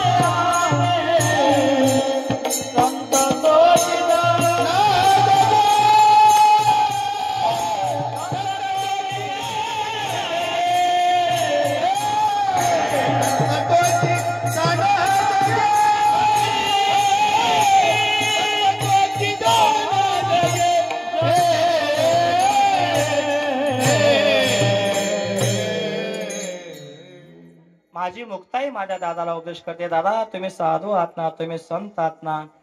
महाराज चिमुकल्या मुक्ताईचे शब्द माझ्या ज्ञानोबरांच्या कानावरती गेले आणि ज्ञानोबरांनी ताटी उघडली. महाराज धावत ज्ञानोबरा येतात, मुक्ताईला आलिंगन देतात. मुक्ते तू आजपासून माझी गुरु आहे ग. मुक्ताईला पोटाशी लावलं महाराज आणि ज्ञानोबराचं सांत्वन झालेलं आहे. मी काय सांगतो महाराज, एवढा समाज माझ्या संत महात्म्यांना त्रास दिला, माझ्या तुकोबऱ्यांना भजन करून दिलं नाही, गावामध्ये राहून दिलं नाही व माझ्या तुकोबऱ्यांना. स्वतः महाराज जगाचा संसार सुखी व्हावा म्हणून तुकोबऱ्यांना आहे ते संपत्ती समाजाला वाटली. आणि जेव्हा घरामध्ये महाराज मुलं बाळ अन्न करून तडपायला लागले आणि तुकोबऱ्या हातामध्ये झोडी घेऊन दारोदार जाऊन भीक मागायला लागले. बाबा अहो माझी पत्नी घरामध्ये अन्न करून तडपते, दादा कोणीतरी भीक वाढा, कोणीतरी भीक वाढा. काय केलं होतं कोण, आता माझा भीक कोण घाले. कोणी भीक सुद्धा वाढायला तयार नाही. कोपला पाटील गावीचे हे लोक, आता मज भीक कोण गाणे. अरे गावातल्या पाटाने सांगितलं गावामध्ये राहायचं नाही, कोणी भीक सुद्धा वाढत नाही हो. अहो आख्या जगाला माझ्या तुकोबऱ्यांनी संपत्ती वाटली, जगाला पोचवलं, पण त्याच तुकोबऱ्यांना कोणी मधुपुरी वाढत नाही, कोणी भीक वाढत नाही. एवढा त्रास समाजाने दिला महाराज. पण त्याच माझ्या तुकोबऱ्याकडे पाहिलं महाराज, चेहऱ्याकडे पाहिलं महाराज, माझे तुकोबऱ्या अगदी चेहऱ्यावरती समाजाला अगदी सुखी द्यायचे. कारण तुकोबऱ्या स्वतः सांगतात, तुका मने खातो आनंदाचे लाडू, नका चर पडू घ्या रे तुम्ही. अगदी आनंद तुकोबऱ्यांच्या चेहऱ्यावरती दिसायचा. मग काही साधक तुकोबऱ्यांच्या समोर आले, महाराज महाराज का बाबा, काही नाही महाराज, आमचा प्रश्न आहे तुम्हाला. काय महाराज, आम्हाला सुख हवंय, आम्हाला समाधान हवंय. बर आम्ही सुख भेटावं म्हणून रात्रंदिवस प्रयत्न करतो महाराज. एवढा पैसा मिळवला महाराज आम्ही सुख मिळावं म्हणून, एवढी मोठी गाडी घेतली महाराज, एवढा मोठा बंगला बांधला महाराज सुख मिळावं म्हणून. मिळालं का बाबा, नाही तुकोबरा.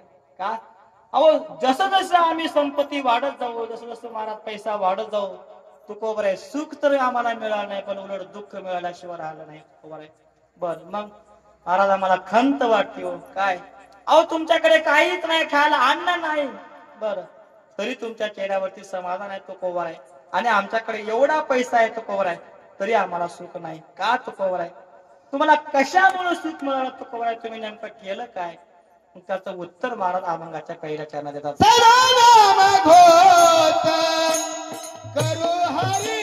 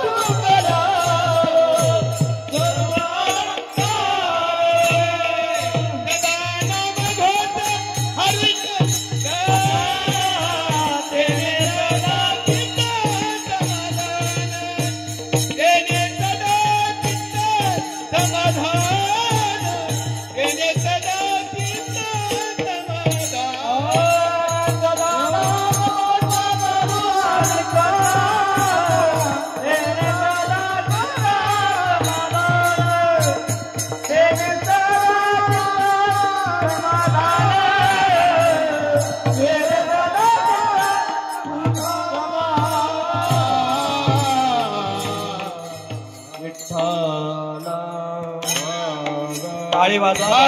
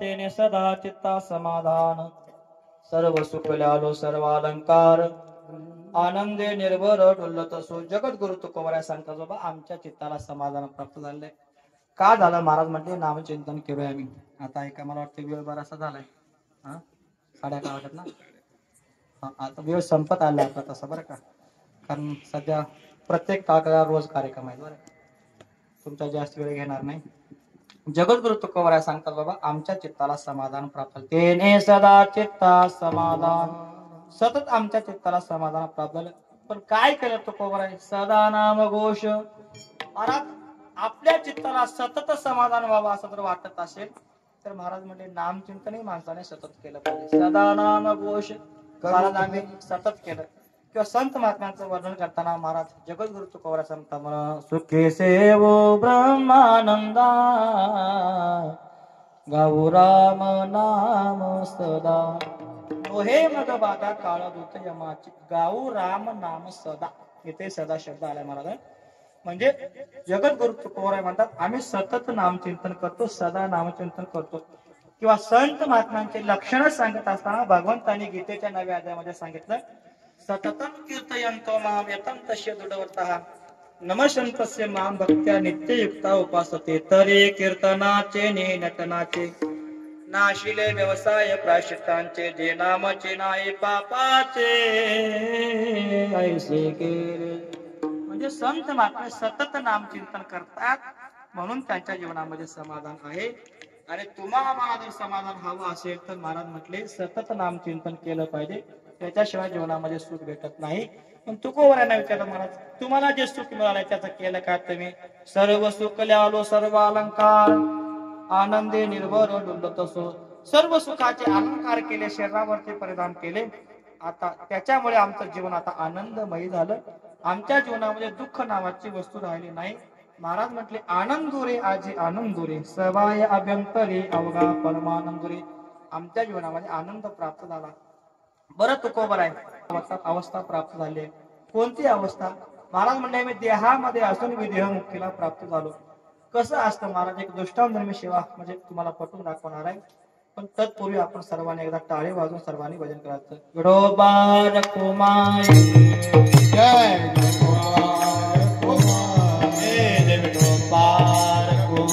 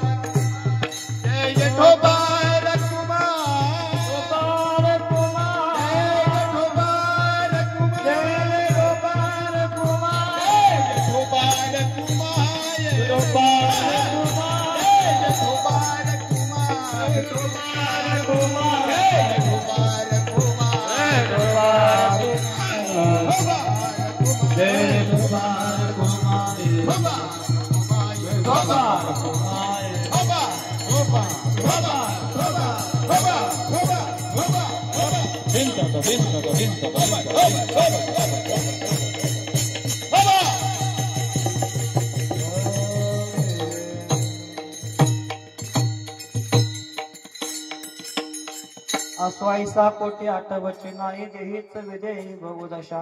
जगद्गुरु तुकोबरा सांगतो आम्ही देहामध्ये असून विधेय मुक्तीला प्राप्त झालो. कोणती ती अवस्था आहे महाराज? परमार्थामध्ये ही अवस्था प्राप्त झाली पाहिजे महाराज. कारण देहाचा विसर पडला पाहिजे. या देहाचा परमार्थ करत असताना महाराज परमार्थ करत करत महाराज हा देहाचा विसर पडला पाहिजे. कारण जोपर्यंत हा देहाचा आठवा आहे ना दादा तोपर्यंत माणसाच्या जीवनामध्ये सुख दुःख भोगावं लागतं.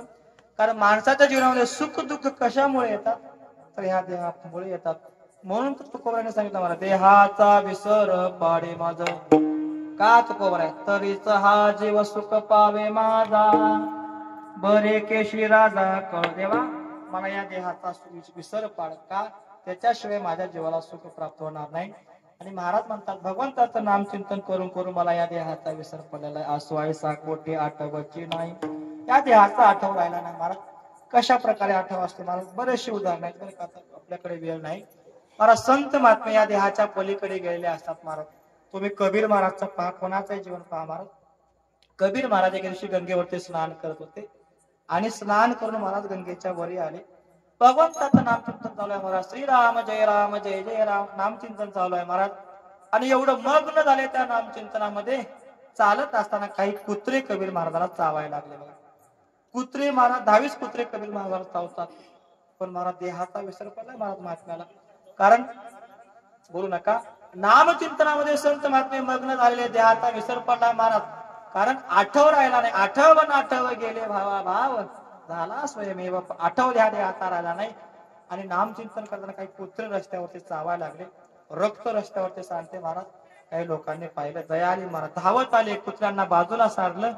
मग महाराजांनी विचारलं महाराज तरी तू महाराज कबीर महाराज नामचिंतनामध्ये मग्न झालेत आणि विचारलं महाराज अहो कुत्रे तुम्हाला चावतात रक्त रस्त्यावरती सांगते आणि तुम्ही काहीच प्रतिकार करत नाहीत. कारण असो ऐसा कोटी आठवची नाही. ते देहामध्ये असून विदेह मुक्तीला प्राप्त झाले आहेत महाराज. किंवा तुकोबरांच्या जीवनामध्ये उदाहरण बघा महाराज. आता ऐका तुकोबरांच्या घरी पाहुणे आले महाराज. कोण पाहुणे असतील? तुकोबरांचे मेहुणे आले बरं का. कारण तुकोबरांची सासरवाडी अतिशय श्रीमंत होती महाराज. पुण्यामधले लोहगाव महाराज आप्पासाहेब गोळवे नावाचे तुकोबरांचे सासरे. आणि तुकोबरांची परिस्थिती महाराज खायला अन्न मिळायचं नाही. आणि बऱ्याच दिवसानंतर महाराज जिजाबाईचा भाऊ घरी आला. आनंद झाला महाराज. आता कोणाला? बहिणीला बरं का. जिजाबाई पहाटे 4 वाजता उठल्या महाराज. ऐका महिला मंडळ. कारण माहेरचं जर एखादा माणूस आला महाराज बायांना आनंद मावत नाही महाराज. पहाटे 4 वाजता उठतात आणि अनेक प्रकारचा स्वयंपाक करतात महाराज. जिजाबाईनं महाराज उत्तम प्रकारे पुरणपोळीचा स्वयंपाक केला. पूर्वीचे लोक सांगतात बघा महाराज बाईला ना महाराज माहेरचं माणूस आलं की आनंद होते म्हणतात. नवे माहेरचं कुत्र जरी आलं महाराज तरी बाईला आनंद होते. जिजाबाईचा भाऊ आला पहाटे 4 वाजतापर्यंत स्वयंपाकाला लागला महाराज. उत्तम प्रकारे पुरणपोळीचा स्वयंपाक केला. अनेक प्रकारचे एकाही पदार्थामध्ये मीठ टाकलेलं नव्हतं. विसरल्या महाराज त्या. म्हणजे एकाही भाजीमध्ये मीठ नको भज्यामध्ये मीठ नको कशामध्येच मीठ नको महाराज. आता ऐका महाराज कितीही बाई सुगरण असू द्या किती चांगला स्वयंपाक करू द्या भाजीत मीठ नसल्यावर चांगलं लागतं का होते अन्न? महाराज म्हणले रुची नेती अन्न ज्यात नसत आलं ते रुचकर लागत का हो? नाही महाराज. पण दुपारची वेळ झाली मग तुकोबरांचे मेहुणे जेवायला बसले महाराज. मग जिजाबाईनं महाराज जेवायला वाढलं. पुंडलिक झाला. तुकोबराय जेवण करतात. आणि जेवण करत असताना महाराज ऐका जिजाबाईच्या भावाने एक घास तोंडामध्ये घातला. पाहता तर काय एकाही पदार्थामध्ये मीठ आहे ना महाराज. आणि पूर्वीचा काळ होता महाराज. पाहुण्याच्या घरी गेले की लोक बोलायचे नाही बघा महाराज. लोक सांगत नव्हते हे असं झालंय भाजीमध्ये मीठ नाही. मीठ सुद्धा मागत नव्हतं महाराज. पूर्वीचे लोक जे आहे ते गपचिप खायचे महाराज. आताचा काळ राहिला ना महाराज, एखादा पाहुणा महाराज सांगण्याचे नाव नव्हे, आताचा पाहुणा घरी येण्याच्या अगोदर लोक विचारतात कधी येणार आहात तुम्ही, तुम्हाला जेवणासाठी काय करू द्या, तुम्हाला काय आवडतं. म्हणजे तो घरी येण्याच्या अगोदर आपण त्याची विचारपूस करतो महाराज. पण पूर्वीचा काळ वेगळा होता महाराज. काहीच मागायचे नाही महाराज. म्हणजे जिजाबाईच्या भावाने एक घास तोंडामध्ये घातला, त्याचा लक्षात आलं भाजीमध्ये मीठ नाही, कशातच मीठ नाही, ताट बाजूला सारलं महाराज. आणि तुकोबऱ्या आनंदाच्या भरामध्ये जेवण करतात महाराज. जेवण करतात, तुकोबऱ्या ढेकरं देतात महाराज.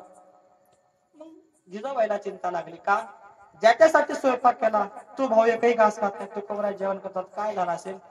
जेवण वगैरे झालं महाराज.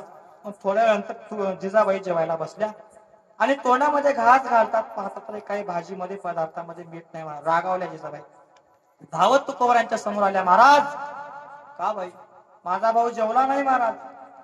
तुकोबऱ्यांनी लक्ष दिलं नाही. महाराज, मी तुम्हाला बोलतो, माझा भाऊ जेवला नाही. महाराजांनी सांगितलं, बाई त्याला मी काय करणार, त्याला भूक नसेल.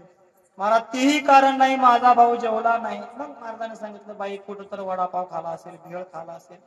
आता जागोजागी महाराज गाडी झाल्या, कुठं पाणीपुरी खाला असेल. रागावल्या महाराज. महाराज, तेही कारण नाही. म्हणजे काय कारण आहे सांग ना बाई. मग जिजाबाईने सांगितलं, महाराज एकाही पदार्थामध्ये मीठ नाही, तो पाहुणा माणूस बोलू शकत नाही, निदान तुम्ही तरी सांगावं ना महाराज, भाजीमध्ये मीठ नाही, पदार्थामध्ये मीठ नाही, काय बोलावं बाई. ऐक म्हणे, कारण पदार्थामध्ये का मीठ आहे का नाही, मिरचू आहे का नाही, आता आम्हाला काहीच कळत नाही म्हणे. का, तर आम्ही काय खातो हेच आम्हाला माहित नाही महाराज. काय खातो आम्ही कासया सांगा ते, कैसे हे लागते नेनो मुकी. आम्ही काय खातो, आमच्या तोंडाला कशी चव येते आता आम्हाला माहित नाही म्हणे. का, कारण पदार्थाची चवी घेणारा हा देह आहे म्हणे. आणि आता या देहाचा आणि आमचा संबंध राहिला नाही बाबा. असो ऐसा कोटे आठवची नाही, देहीच विधेयी. म्हणजे देहाच्या बाहेर आम्ही गेलो आहोत. ही जर अवस्था कशामुळे झाली, तर महाराज म्हणजे देवा तुझ्या नामचिंतनामुळे झाली. आणि तुझं नामचिंतन सतत केलं. आणि महाराज सांगतात, तुका म्हणे आम्ही झालो अग्निरूप, लागोनी दीपाप पुण्यांगा. महाराज म्हणले आम्ही अग्नी स्वरूप झालो. आता आम्हाला देवा पापही लागत नाही, पुण्यही लागत नाही. आता ऐका महाराज, अग्नी स्वरूप होणं म्हणजे काय होणं, तर अग्नी स्वरूप होणं म्हणजे ज्ञान स्वरूप होणं. कारण ज्ञानाला महाराज शास्त्रामध्ये किंवा गीतेमध्ये अग्नी म्हणतात. भगवान परमात्मा म्हणतात, ज्ञानाग्नी सर्व कर्म आणि भस्मसात कुरुते तथा. अग्नी स्वरूप झालो म्हणजे ज्ञान स्वरूप झालो. पण आता आम्हाला पाप पुण्य लागत नाही. आता मी सेवा संपवणार आहे बरं का, ऐका. कारण प्रत्येक माणसाच्या मागे कर्म करत असताना दोन प्रकारचे कर्म सांगितले. एक आहे विहित कर्म, दुसरं आहे निषिद्ध कर्म. विहित कर्म म्हणजे शास्त्राने तुम्हाला आम्हाला करा म्हणून सांगितलेलं आहे. विहित कर्म केलं की पुण्य उत्पन्न होतं आणि निषिद्ध कर्म केलं की पाप उत्पन्न होतं. मग ऐका, तुकोबऱ्या म्हणतात आम्हाला पापही लागत नाही, पुण्यही लागत नाही. बघा महाराज, आता विहित कर्म कोणता आहे महाराज, दान करणं, भजन करणं, वारी करणं, एखाद्याला अन्नदान करणं, मदत करणे, हे विहित कर्म आहे. आणि निषिद्ध कर्म कोणता आहे महाराज, शास्त्राने करू नका म्हणून सांगितले. कोणतं कर्म आहे? मानव द्याला निषिद्ध कर्म कधीच करायचं नाही. 7 प्रकारचं निषिद्ध कर्म सांगितले. द्युतंच मासम मदिराच्या वेशा मृगयार्थ चौर्यम परदार सेवा येता आणि सप्त व्यसन आणि लोके घोराती घोरम नरकम नयती. ऐका बाबा, मानव द्याला पहिली गोष्ट सांगितली, जीवनामध्ये हे कधी खेळायचं नाही. द्युतंच काय म्हणतात तुमच्या भागात त्याला? हा, पट म्हणतात का? म्हणजे चितपट आहे म्हणायचे. काही भागात चितपट म्हणतात, काही भागात पत्त्या म्हणतात, काही भागात जुगार म्हणतात. आणि संत महात्मे त्याला द्युत कर्म म्हणतात. दादा, मानव द्याला जीवनामध्ये पत्त्या कधी खेळायचे नाही दादा. का? माणसं कशासाठी खेळतात? चितपट तुमचं पत्त्या कशासाठी खेळतात? हा, आपण पत्त्या खेळावा आणि पत्त्या खेळल्यानंतर आपल्याला पैसा येईल, पैसा गेल्यानंतर गाडी घेऊ, शेती घेऊ. म्हणजे पैसा मिळवण्यासाठी लोक पत्त्या खेळत असतात. असं कधी घडलंय का महाराज तुमच्या गावातल्या एखाद्या माणसाने पत्त्या खेळून महाराज 4 मजली बिल्डिंग बांधली? बाबा झाले तुमच्या गावात? अहो, पत्त्या खेळणारे माणसं 50 एकरचे 10 गुंठावर आले त्याला.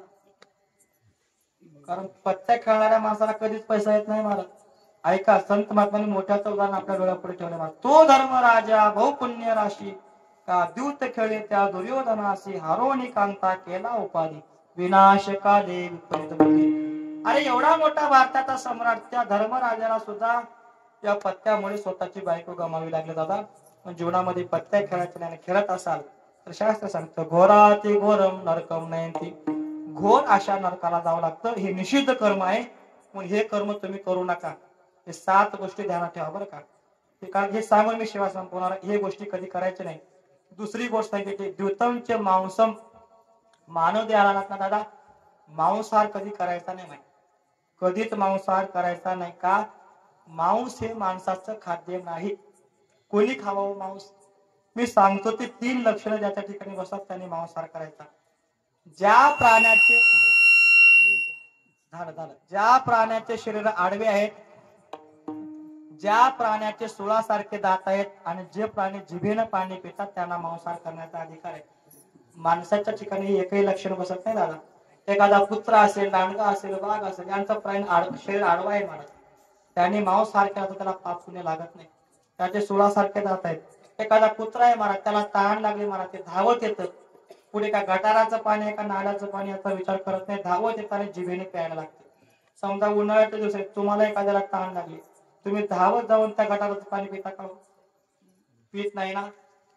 का जिभेने पाणी पित नाही ना आपण?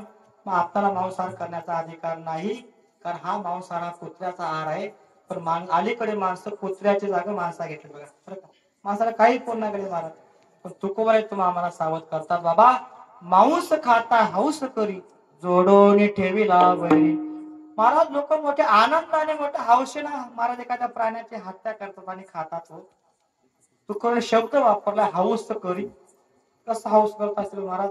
एखाद्या प्राण्याच्या नरड्यावरती पाय देतात, त्याला कापतात महाराज, आणि कापून हौस कसं करतात? त्याला अनेक प्रकारचे मसाले वापरून त्याला शिजवतात.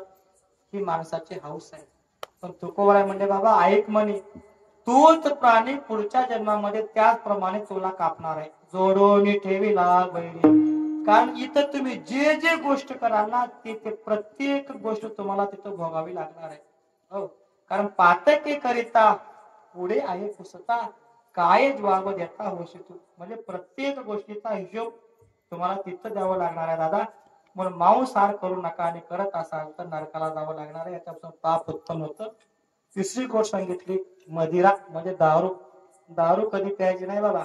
का प्यायची नाही? कबीर महाराज सांगतात दारू गांजा मत पिओ यारो, अक्कल गुम हो जाती, अपना पैसा खर्च करके मुंह में मिट्टी आ जाती है. महाराज माणसं स्वतःचा पैसा खर्च करून विनाकारण महाराज दारू पितात, आणि काय भेटतो दारू पासून? दारू पिणाऱ्या माणसाचा संसार बघा महाराज. पत्नीच्या अंगावरती कपडे नसतात, मुलाबाळाच्या अंगावरती कपडे नसतात महाराज. पत्नी रोज एकाची मजुरी करते महाराज, आणि याला पोचते. हो, पण काहीतरी मजुरी करून महाराज घरामध्ये महाराज त्या उतरणीमध्ये डाळी ठेव, हे ठेव, लपून ठेवते महाराज. ती शेताकडे गेली की महाराज ते डाळ बी ठेवत नाही बघा, ती बी विकून पार करतो महाराज. दारू पिणाऱ्या माणसाला काहीच पुरत नाही होत, आणि आयुष्यभर आपण बी दुःखी राहतं आणि लेकरा बाळाला दुःख देतं. आणि कबीर महाराज म्हटले शेवटी तोंडामध्ये माती पडून मरतं महाराज. म्हणजे लोकांनाही सुख होऊन देत नाही ना आपल्याला सुख होऊन देत नाही. पण जीवनात दारू कधी प्यायची नाही महाराज. एका कवीनं फार सुंदर वर्णन केलं महाराज. जीवनामध्ये प्यायचा आहे ना त्याला, दारू प्यायची नाही. मग काय प्यायचं? त्याने सांगितलं जाम पर जाम पीने से क्या फायदा, सुबह पी तो शाम को उतर जाएगी, एक बार हरे नाम का प्याला पी के तो देख तेरी जिंदगी सुधर जाएगी. म्हणजे भगवंताच्या नामाचा प्याला पिला रे पिला. महाराज म्हटले सेवी तो हा रस वाटे तो अनिका. म्हणजे भगवंताच्या नामाचा रस पिला रे पिला, किंवा घ्या रे होऊ नका रान बरे, मग जीवनामध्ये आनंद प्राप्त होणार आहे. दारू पिऊ नका, आणि पित असाल तर नरकाला जावं लागतं, याच्यापासून पाप उत्पन्न होतं. आणि या 3 गोष्टी झाल्या.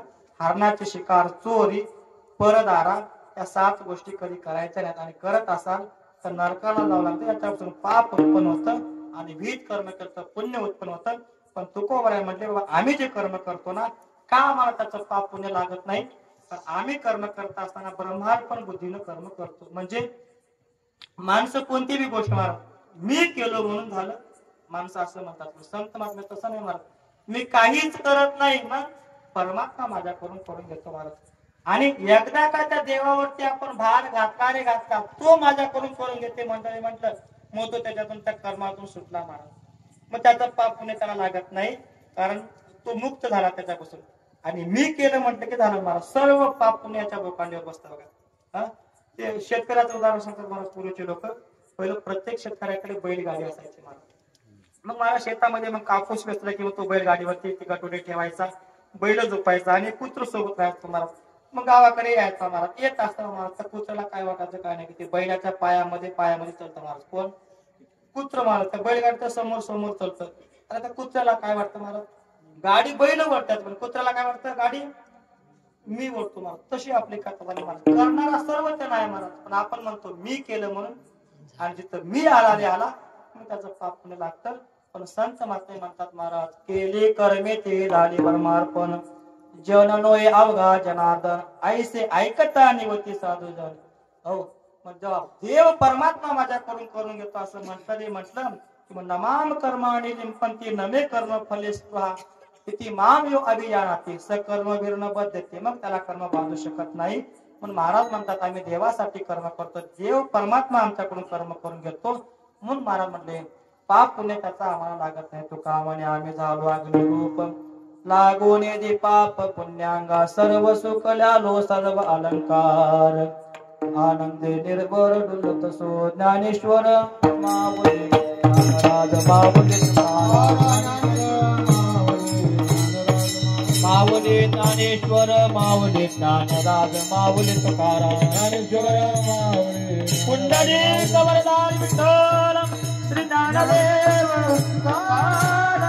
माऊली ज्ञानेश्वर माऊली ज्ञानराज माऊली तुकाराम ज्ञानेश्वर माऊली ज्ञानराज.